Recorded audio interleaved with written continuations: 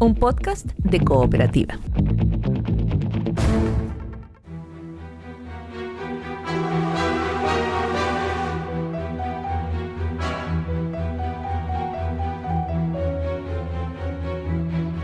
Los animales que nos rodean y circulan sigilosos por nuestra historia, nuestro arte y cultura.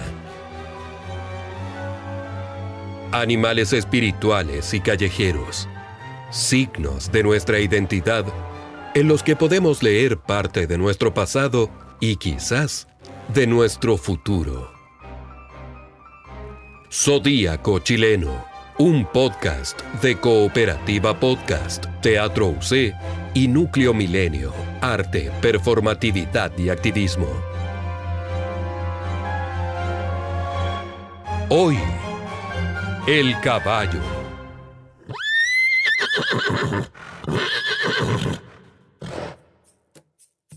Bienvenidos, bienvenidas. Tenemos nuevo signo para el zodiaco chileno. Vamos avanzando y el invitado para este signo es caballo. La yegua y el caballo, en realidad. Vamos a ver, porque es una dupla que no podemos separar. Así que, como siempre, comenzamos este zodiaco chileno, que es una presentación del Núcleo Milenio Arte, Performatividad y Activismo de Teatro UC y Cooperativa Podcast, con Braulio Martínez y Marco Díaz en las grabaciones y la compañía de Cristiano Paso. Muy buenas tardes o muy buenos días o cuando sea que escuchan este podcast. Bienvenido, Cristiano Paso. Hola, Paula, muy buena coyuntura lunar, podríamos decir. Muy bueno lo que sea. Y también saludamos a Andrés Kalapski. ¿Cómo estás, Paula? Muy bien. Me interesa muchísimo este signo. Tanta fuerza, tanta imagen, tanta historia en una sola figura. La invitada especial para este episodio es Jimena Rivas y ella va a estar con nosotros en las lecturas. Pero partimos con una definición. El caballo, Equus ferus caballus, es un mamífero perisodáctilo domesticado de la familia de los équidos. La evolución del caballo puede seguirse a través del registro fósil llamado Eohippus, un pequeño mamífero herbívoro que vivió durante el Eoceno hace 55 millones de años en América del Norte. Se supone que de él descienden todos los équidos posteriores, incluido el género Equus. El caballo chileno, también conocido como corralero chileno, es una raza de caballo de silla originaria de Chile. Aunque es quizás la raza más antigua de las registradas en América del Sur, esta es prácticamente desconocida fuera de Sudamérica. Andrés Kalapski, hablemos de los orígenes. Partamos por el principio, que es lo que corresponde. Sí, pero es bonito porque el caballo en Chile es como Dionisio, porque Dionisio nació 2 veces. ¿Cómo? Así le pasaba, Dionisio nacía 2 veces. Era una cuestión que hacía Dionisio. Así como hay gente que se cura en la fiesta, hay otros que no sé, que siempre te llaman para el cumpleaños. Dionisio nacía 2 veces. Porque eso era lo de él. Sí, eso era lo de él. Entonces, los caballos existieron en América hasta hace 20.000 años con bastante seguridad, con bastante tranquilidad. Y existieron distintas especies de caballos, lo que nosotros podríamos distinguir como un caballo. No nos vamos a ir ahora en la volada de cuándo distinguimos una especie de otra y el problema de la deriva genética versus el fijismo especista. Pero nosotros, si hubiéramos estado aquí hace unos 20.000 años, hubiéramos dicho, cacha, un caballo. Ya. Pero esos caballos se acabaron. Y hay toda una investigación que es todavía insuficiente, porque es una de las cosas que pasa, que la cantidad de representaciones que tenemos, por ejemplo, de Stonehenge es mucho mayor que la cantidad que tenemos de los petroglifos del norte de Chile. Como los capitales también se van a registrar con distinta intensidad los distintos pasados. Entonces nos falta todavía más y mejor investigación. Hay muy buena, pero faltan más, sobre cómo se extinguieron las distintas especies equinas en Sudamérica. Ok. Cómo se terminaron. Pero lo que es interesante es que había humanos cuando en América, probablemente, cuando había caballos. Entonces, cuando llegaron los caballos, había una, digamos, memoria de nuestra especie de haber visto caballos en esta parte. O sea, cuando vuelven a llegar los caballos, tú dices, hay caballos, Claro, y luego desaparecen, se extinguen, cuando se extingue toda como la megafauna en Sudamérica. Que claro. a todo esto, Cuando se extingue la megafauna, que estamos empezando a reencontrar porque en el proceso del derretimiento está apareciendo de todo, tú sabes, en Argentina, sí, en la Patagonia. mientras extinguimos a otras especies. Claro. Entre ellas parientes, no sé, como los guanacos. Pero en fin, la cosa es que tú dices, existen una vez y desaparecen, se extinguen. Y luego reaparecen en Sudamérica y aquí ya vienen junto a la conquista. Claro, vienen con la conquista y con el genocidio. Y son animales de la conquista y el genocidio.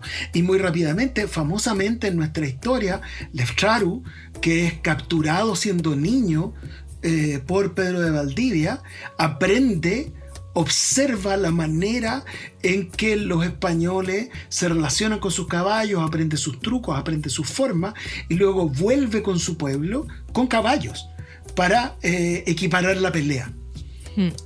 Entonces, los caballos que llegan, porque hubo caballos en la expedición de Almagro, pero los caballos que llegan a quedarse, llegan los primeros con Pedro de Valdivia. Ya, oye, yo creo que poco se nos enseña, habla de esa tremenda hazaña que es comprender que el caballo era la parte más importante del poderío de la superioridad militar española y que por lo tanto conquistar al caballo era conquistar la capacidad del contraataque, de pelear, de luchar, y esa unidad de Lautaro es bien impresionante.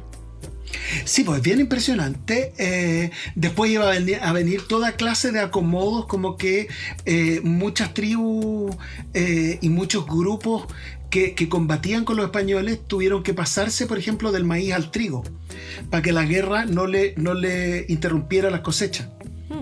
Porque si no, los españoles aprovechaban de atacar cuando ya tenían el trigo guardado y el maíz todavía no maduraba. Ah, y en ese espacio. Yo recuerdo haber leído con harta sorpresa cómo la figura de el soldado español a caballo era un todo.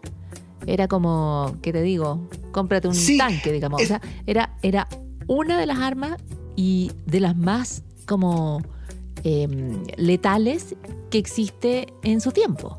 El español a caballo. Sí, pero hay que considerar igual que esa es una idea bien arraigada en los españoles. Ah, bueno. Así como la idea, no, porque también es mucho esta idea de que cuando llegaron los españoles a lo que ahora es México, algunas personas consideraron que eran como centauros, digamos, como dioses que venían todos juntos, y esa era una idea que creían sobre todo los españoles. No, pero perdona, pero solo para precisión, este era un libro gringo sobre armas, entonces sí. Lo que hay que entiendo el potencial bélico. O sea, que el español a caballo además era una construcción, digamos, o sea, no se entendía. Eran las dos cosas, cuando tenían las dos cosas juntas, estaban entrenados para eso, venían de una historia dedicada a eso, y se consideraba que era de la mejor arma que podías tener. O sea, en cualquier lado, si tenías un español a caballo, tenías un arma, tenías una señal tenías un elemento de superioridad. Sí, era una dupla bien mortífera. En eso tiene toda la razón. Y fueron efectivamente una dupla de dominación y de ocupación del territorio. Súper importantemente. Y entonces ese es el segundo nacimiento del caballo chileno. Un caballo que llega obedeciendo a los conquistadores, pero que cuando hace falta, también los pueblos originarios lo toman y lo usan. Y también se vuelve parte de ellos.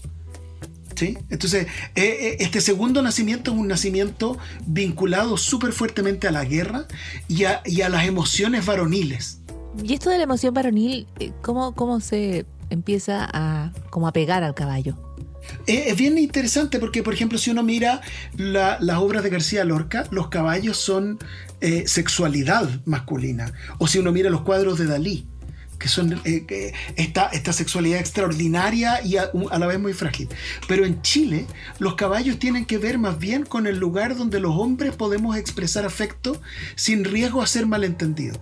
Entonces hay un cuento que es probablemente de los cuentos más hermosos escritos en Chile, de Óscar Castro, que se llama Lucero, y yo te diría que yo desconfío de cualquier persona que no llore leyendo ese cuento. El cuento de Óscar Castro, que se llama Lucero, es un cuento de un hombre que va sobre su caballo Lucero por un paso cordillerano, es un arriero. Y los arrieros en los recodos de los pasos tienen que disparar para anunciar que van, porque el paso es muy estrecho. Pero ocurre una mala fortuna, porque es el destino cruel el que hace que dos arrieros disparen al mismo tiempo y por lo tanto no escuchen el disparo de advertencia y se encuentren frente a frente, cada uno sobre su caballo. Los caballos no pueden retroceder, no pueden hacer no pueden hacer pip, pip, pip. No pueden pasar los dos, el sendero es muy angosto, están en el borde de un precipicio y entonces no les queda más que echarlo a suertes. Y el protagonista del cuento pierde el tiro de la moneda y queda a cargo de tener que lanzar al precipicio a su caballo lucero. Y eso él lo hace porque es lo único que puede hacer, pero eso lo desgarra.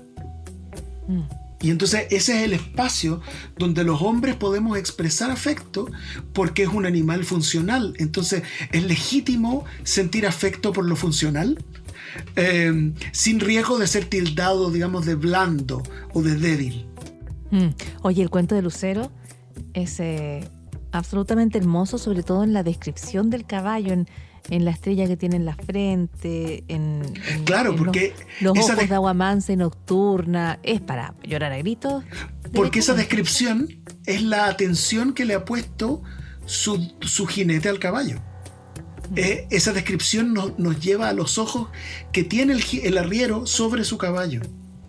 Porque no es cualquier caballo. La conexión de ir juntos por el camino es una conexión muy poderosa. Y el segundo cuento en que está también de nuevo esta idea de la emoción viril, pero que está en su reverso, es en un cuento también muy hermoso, pero mucho más duro, que se llama Flamenco, que es un cuento de Francisco Coloane, que es como un favorito de este podcast. Francisco Coloane siempre. Ya nos va a contar, ya le vamos a preguntar a Cristiano Paso, que está atento, escuchando. No sé si sobre su caballo, pero está escuchando. Ya vendré. Es un avesado jinete. Avesado jinete, ya. Ya pronunciaré mi juicio sobre tanto caballo. Bueno, entonces lo que está en Flamenco es la historia de un caballo que ve a un capataz de hacienda, de una hacienda, por supuesto, inglesa en la Patagonia, matando crías de caballo para mantener los caballos escasos, para no devaluar la marca de los caballos.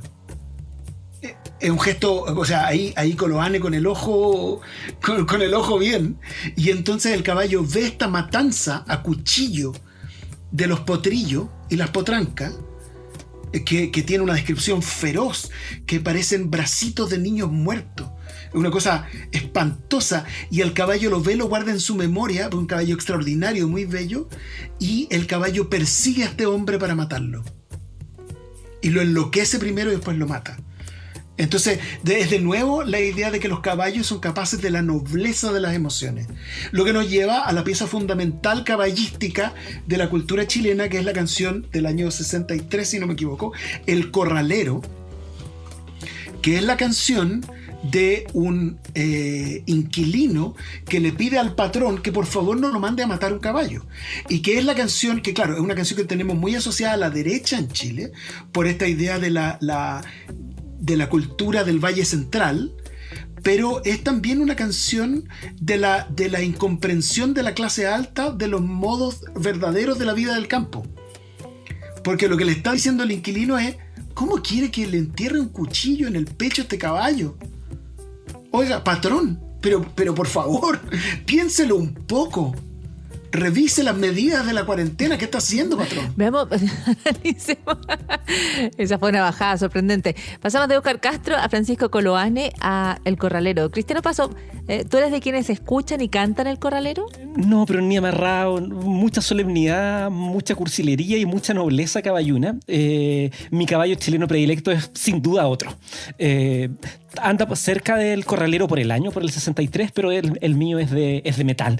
Mi caballo chileno predilecto es el caballo de Pedro Valdivia en la Plaza de Armas, que a diferencia de los caballos memorables que ha reseñado Andrés, este es un caballo como me gustan a mí, súper, literalmente, julero, diríamos en buen chileno.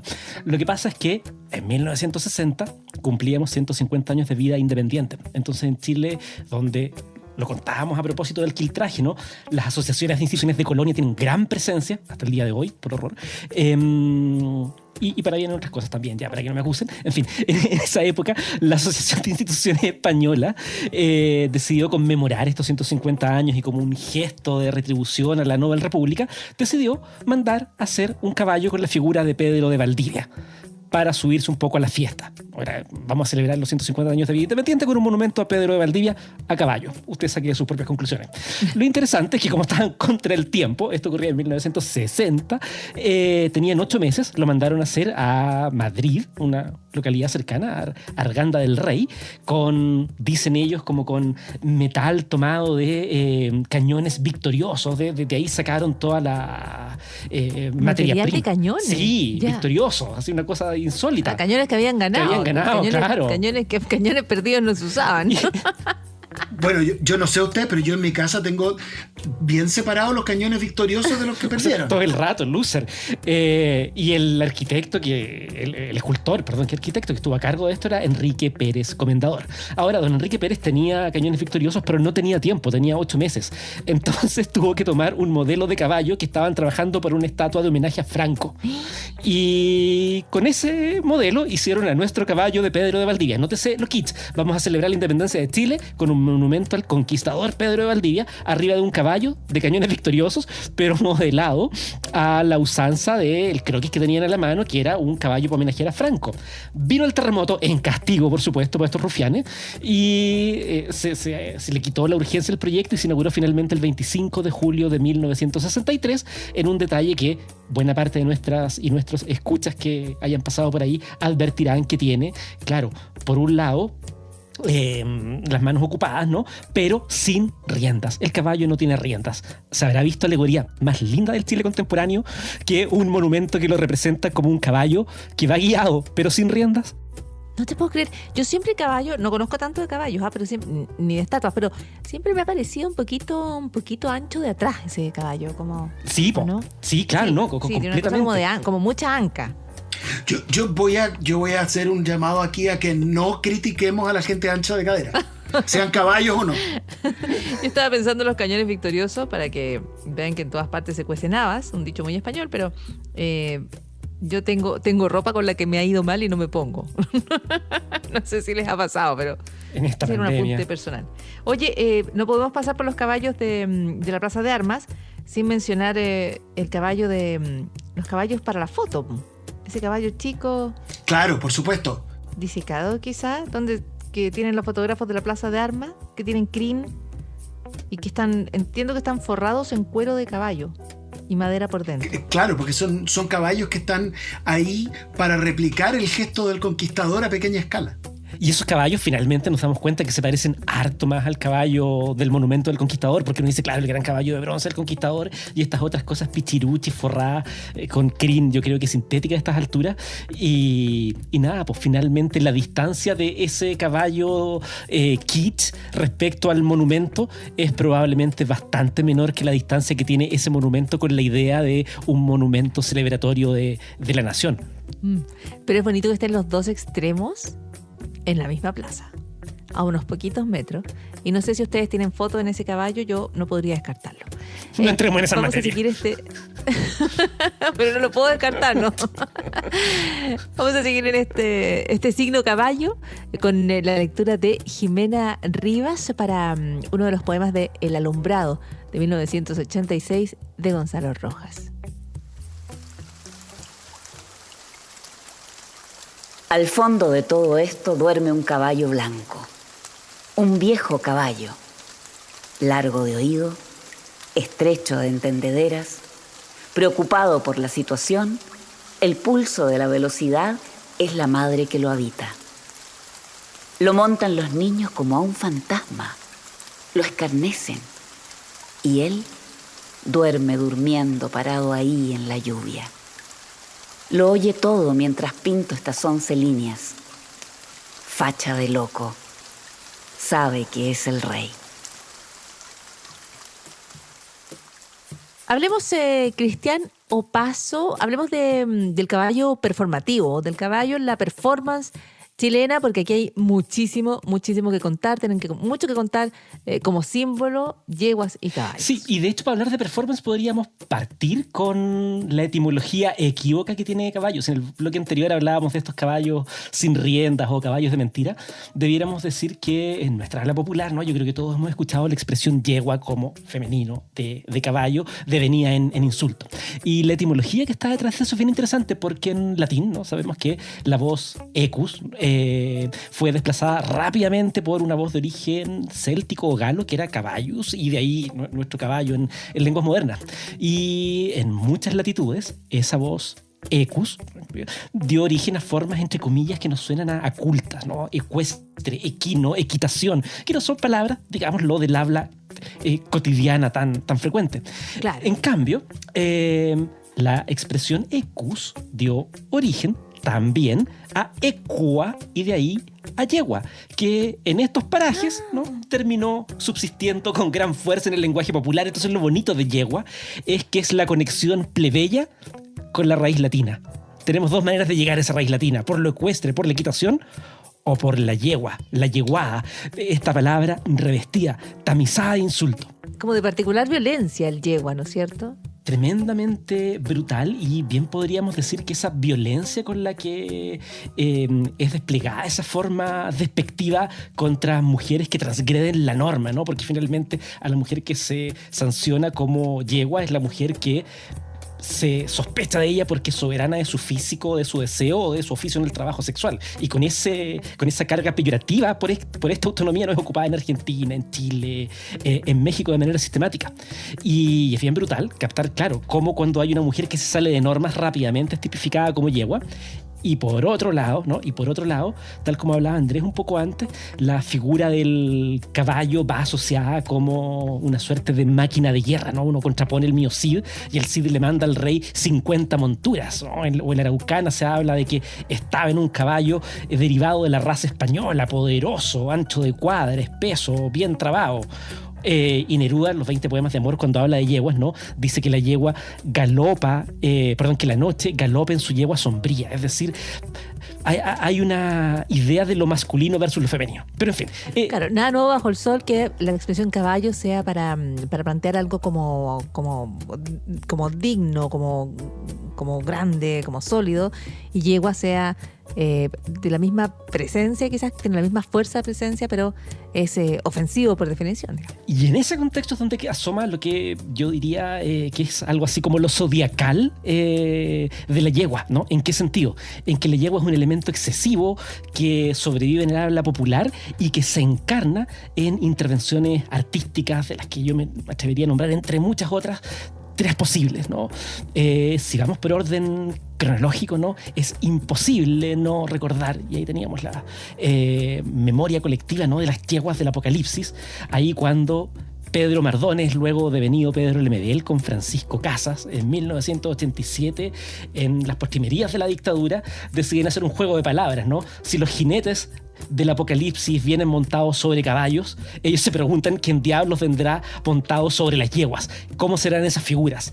Y desde esa premisa ellos comienzan a realizar una serie de intervenciones públicas que, si uno las mira de cerca, lo que están haciendo es intentar refundar el país desde esta perspectiva menor, y eso es interesante lo que decía Pedro Lemebel, el carácter minoritario de mujeres, de homosexuales, de poblaciones indígenas como las que retrataba Ñir, no tiene que ver con que sean menos en cantidad, sino con que su posición es minoritaria respecto al poder de fuego, de las armas. Y nada, entre muchas acciones de arte que podríamos recordar de las yeguas del Apocalipsis, por ejemplo, podríamos rememorar el 28 de octubre del año 88, poquitos días después del plebiscito, cuando hacen una suerte de vía crucis y parten en la casa central de mi alma mater, de la Universidad Católica, y desde ahí comienzan a recorrer por ese paso bajo nivel que está justo frente a la Casa Central y el Cerro Santa Lucía, y comienzan a cubrir sus cuerpos con sal y comienzan a transformarlos como en emblemas de todas aquellas comunidades que viven y mueren en la subsistencia del comercio sexual, en la subsistencia ante la pandemia del VIH, en la subsistencia ante también la violencia policial. Y eso lo hicieron en una acción de arte que se enmarcó en un festival que se llamó sintomáticamente Corazones Duros. tú rescatas, Cristian, y explicas y devuelves una historia que fue tan marcada que de alguna manera en la historia del arte chileno uno podría decir yegua, ese concepto está asociado a las yeguas del Apocalipsis. Y hacen escuela. Sí, pero no iba a ser la única digamos, opción disruptiva de yeguas y caballos en el arte y en el discurso político chileno también. No, para nada. De hecho, en esta misma línea, el año 93, el artista chileno radicado en Australia, Juan Dávila, pinta su Libertador Simón Bolívar, que lo hace con rasgos evidentemente mestizos, con aretes, con un busto de mujer prominente, con el dedo del medio de su mano levantada, haciendo el popular gesto obsceno desafiante. Y claro, juega con esa imagen de un Simón Bolívar travestido sobre un caballo colorido, que bien podría estar tomado de marcha por el orgullo a ser quienes somos. Y en ese contexto se desata la polémica brutal, porque por un lado Juan Dávila estaba tratando de decir: reconectémonos con esta tradición, con la etimología de la yegua de la que hablábamos, ¿no? De que nos recuerda que somos mestizos, que somos plebeyos.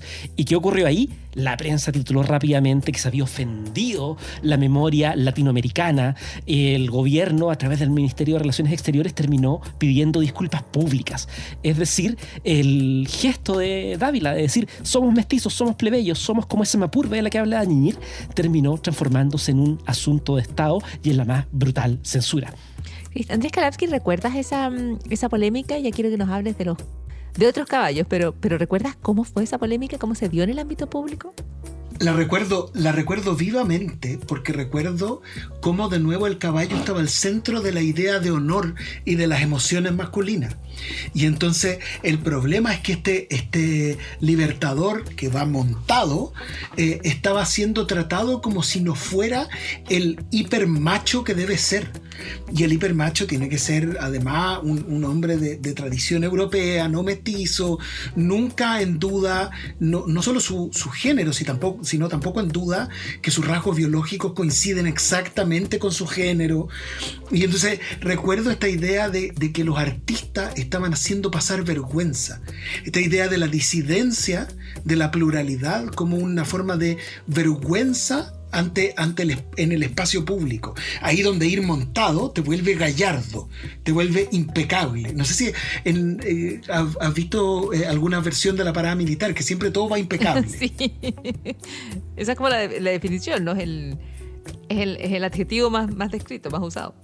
Y ahí surge una cuestión, claro. Perdón que te interrumpa, Andrés, que es súper importante, que tiene que ver con la idea de que los artistas hacen pasar vergüenza cuando juegan con símbolos equinos, porque las yeguas del Apocalipsis cuenta, ¿no?, la historia popular, ¿no?, que cuando se hacía un acto de los artistas en favor de la candidatura de Patricio Aylwin, nadie invitó a las yeguas del Apocalipsis y ellas entraron a la mala y subieron al escenario y desplegaron un cartel que hablaba de que los homosexuales estaban por el cambio.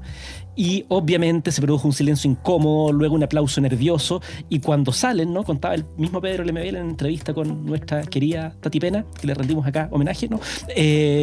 Contaba que, en entrevista con ella, que al final Mariana Aylwin decía: ¿cómo le hacen esto a mi papá? Y estaba todo el mundo con la idea de que por culpa de los artistas se iba a pensar que la política era cosa poco seria.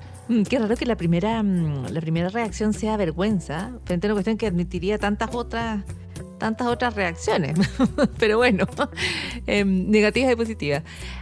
¿Vamos al Teletrack? ¿Han ido al Teletrack? ¿Vamos juntos al Teletrack o no? Yo he ido al Teletrack, he ido al Teletrack, pero tengo mucho miedo de apostar, porque yo he conocido personas con problemas de adicción al juego. Y el Teletrack es bien interesante, porque el primer lugar para carreras de caballo en Chile, las carreras a la chilena se han hecho, digamos, el impulso de lo que Roger Calois llama este impulso del juego del agón, ¿sí? Como este impulso tan básico de competir. Entonces, carreras de caballo ha habido donde hay más de un caballo. hay dos caballos y hay carrera. Jinete, hay carrera. Pero las carreras como las conocemos, las carreras urbanas de caballo, en esta manera de hipódromo, surgieron en Chile en 1869 con un grupo, digámoslo, de cabros de cabros pituco, que armaron el club hípico. Y después del club hípico se hicieron lugares para carreras en la quinta región y en Concepción también. Entonces esto es desde la segunda mitad del 19, el último tercio del 19, hasta la primera mitad del 20 fue la época más prominente. Y entonces el Teletrack fue la expansión en búsqueda de nuevos capitales para que la gente pudiera apostar remotamente, porque la hípica es ese lugar de nuevo donde este relato de los caballos magníficos, pura sangre, corriendo con la plata de los millonarios, en realidad es un lugar de apuestas muy chiquititas, de gente que va rutinariamente a encontrarse con afectos masculinos sobre todo, en un lugar de complicidad, de entregarse a la suerte, porque no es tanto ganar como entregarse a la seducción de la suerte. Y nos encontramos con mucha gente que tiene profesiones de clase media y que tienen parte de un caballo. Hay mucha gente que tiene unas luquitas puestas y todos los meses aporta un poquito para que alimenten al caballo, para que entrenen al caballo, le llegue una parte de los premios. Entonces todo ese glamour de la clase alta pura y masculina tiene su reverso en estos caballos que en realidad son los caballos del cotidiano pequeño, y del encuentro por una parte con el destino, porque apostar es encontrarse con el destino, y por otra parte del encuentro entre hombres. Y de nuevo se nos devuelve lo que tú planteabas, este espacio como en torno al caballo que es de afecto, que es de compañerismo, que es de compañía. Es interesante ese giro que no sé si es solo chileno, pero que se ve también en el cuento de Óscar Castro que tú describías y en otros temas. Nos vamos a una segunda lectura. Esto es Yo, Yegua, de Francisco Casas, en la voz de la actriz Jimena Rivas.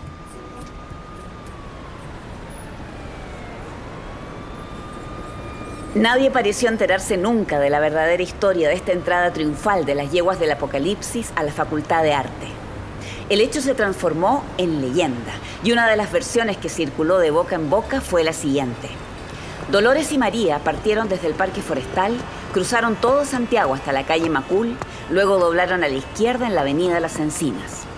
Todo el trayecto lo hicieron montadas en un corcel blanco, desnudas. Iban precedidas de una caravana de elefantes y camellos traídas del Cairo. A su alrededor danzaban odaliscas. Emperatriz y Nadia tiraban el corcel vestidas de bailarinas griegas, cantando canciones prohibidas por el régimen en idioma tailandés. Otro relato, recogido por Jorge Montealegre y guardado celosamente por la señora Murakami en Japón, cuenta que luego de ser arrestadas por la policía secreta, las raparon con bayonetas, las castraron, embadurnaron sus cuerpos con brea y las cubrieron de plumas para luego arrastrarlas y amarrarlas al caballo. Las mujeres que arreaban a la bestia fueron engrilladas por los pies. Las hicieron recorrer completa la calle Macul hasta Las Encinas.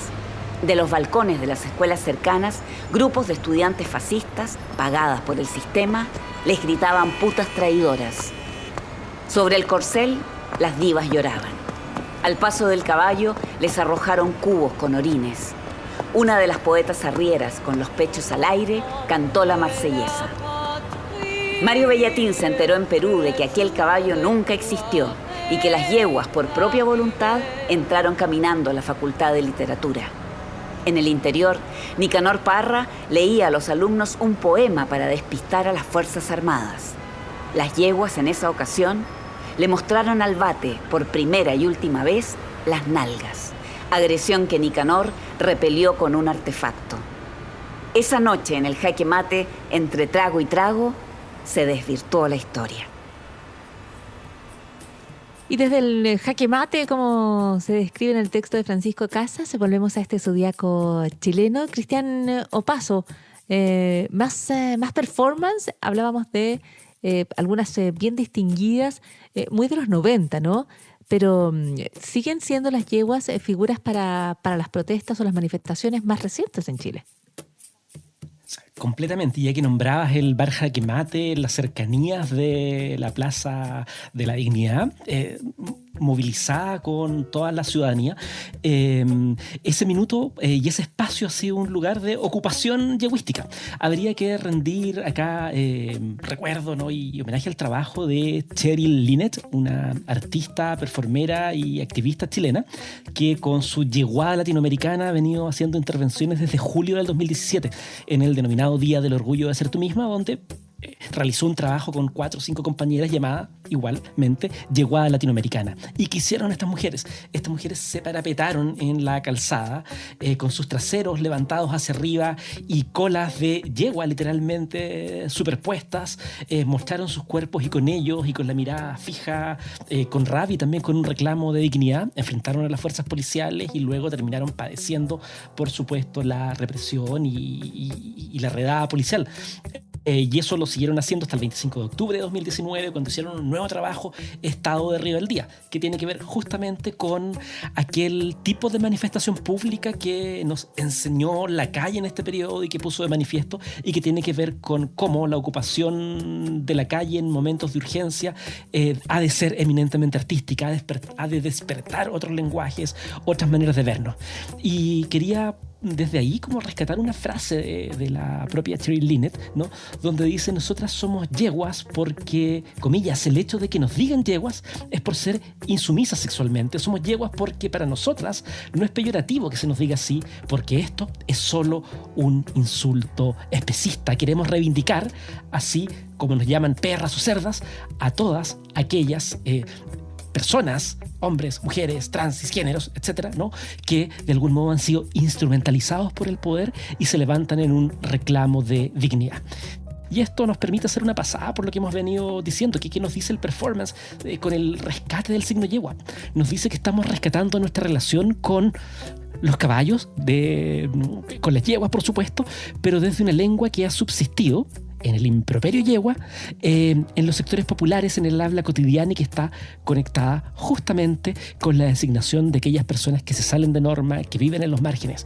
Y ahí está la enseñanza, ¿no?, que nos queda de estos 3 trabajos que hemos visto: la yeguada latinoamericana, que reivindica el improperio como blasón de las que no se rinden, con las yeguas del apocalipsis que quieren refundar Chile desde la subjetividad de los excluidos, y como Juan Dávila, que quiere pintar a nuestro panteón de libertadores, recordándonos, ¿no?, nuestro origen mestizo, perdido, diverso, donde nada calza con nada. Finalmente, uno podría decir que son directamente proporcionales, tanto los pechos del Simón Bolívar travesti pintado por Dávila, como la carencia de riendas del caballo que está en la plaza de armas. Todos caballos imperfectos, todos caballos chilenos. Sí, oye, ¿cuánto caballo, cuánta yegua en la historia, el arte, la expresión, la identidad nacional, que de eso se trata este Zodíaco?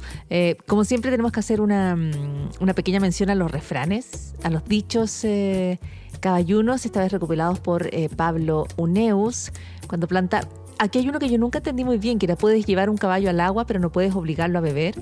Ah, es que es parecido a que cuando para llegar a verlo se necesita una escalera larga y otra cortita. Porque hay un punto del cambio que necesita de la otra persona. Entonces, yo puedo refutar los argumentos antivacuna, pero si no hay un cambio que tiene que producirse en la otra persona no va a cambiar. Mira, has reunido 2 dichos que nunca comprendí bien, porque el de la escalera larga y la cortita tampoco, pero ahora... Acabo de captar, o sea, la cortina sí. Te la tira como San Pedro, ponte tú. Una cosa así, como... ¿Sí? Como que la cortita la pone sí, otro. ¿Eso es? O San Pedro pone la larga y uno la cortita. Sí. ¡Oh, qué buena! No, ahí cuál es cuál. Pero... Oye, qué interesante. Bueno, ya estamos, salvamos por hoy. Ya, listo. Ahora podemos decir un clásico: se metió en las patas de los caballos. Ese es como... Pero es muy visual, es muy gráfico, ¿no es cierto? Es como cualquiera puede imaginarlo, y no juzgues a un caballo por su montura, que yo creo que esos ya son como quizás más, están quedando más en el pasado, me da la impresión. Andrés Kalapsky, Cristian Opaso, ¿cuál es su veredicto? ¿Es un signo? Definitivo, ¿no? Sí. Yo creo que es completamente un signo. Yo me acordé de otro de otro poema, porque Neruda fue varias veces con los caballos y tiene muy famosamente el galope muerto en las alturas de Machu Picchu, pero tiene por ahí un poema sobre un caballo flaco y que dice que su cabeza es una torre de tristeza. Y yo creo que hay algo en esta tensión en que los caballos se nos presentan en la gallardía y viven en la pobreza, que debería hacernos pensar sobre cómo somos Chile. O sea, yo les tengo acá el esquema para el signo zodiacal, el dibujito, ¿no?, que vamos a trazar. ¿Ahí está listo? Sí, una yegua a un lado y un caballo al otro, que son los dos polos de una cultura que se debate entre el caballo, que finalmente termina siendo domesticado, haciendo labores de servicio a terceros, de manera literal, o termina como el trabajador domesticado en el teletrack, por un lado. O hecho charqui. Y por otro lado, la mujer, la minoría, en ese sentido de menor en torno al poder, que se levanta y hace del improperio su consigna de lucha. Esas son las dos caras de esta especie de Géminis del zodiaco chileno, sin duda es el caballo. Genial, yo creo que tiene un lugar más que ganado en este zodíaco chileno. Así que con esto cerramos este episodio y ya tenemos un nuevo signo más bajo el cual identificarnos, bajo el cual conocernos. Muchísimas gracias, Cristiano Paso. A ti, Paula, lo hemos pasado caballo. Lo hemos pasado caballo. Hasta la próxima, Andrés Kalapsky. Voy a cabalgar hacia el atardecer. Agradecemos también, por supuesto, a Braulio Martínez y a Marco Díaz, que han estado en las grabaciones, y la invitación es a escuchar a través de Spotify, iTunes y también en cooperativapodcast.cl. Hasta la próxima.